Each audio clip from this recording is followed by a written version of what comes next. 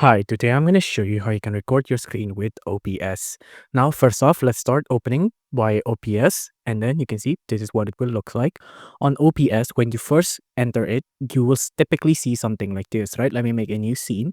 This is what you will first see when you log in into OBS. Now, the thing you have to do is that the way OBS works is that it works by sources, right?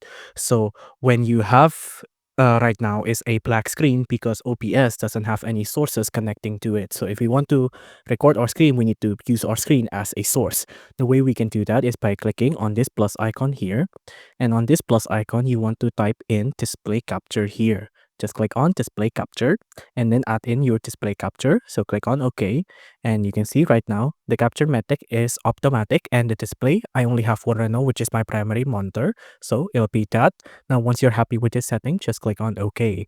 Now, this is it. Like you can start recording with this with your screen, but it depends on what you want to do as well. If you want to record the audio output, so the audio coming from your computer, if you want to do that, you can just click on this plus icon again and then add in an audio output capture.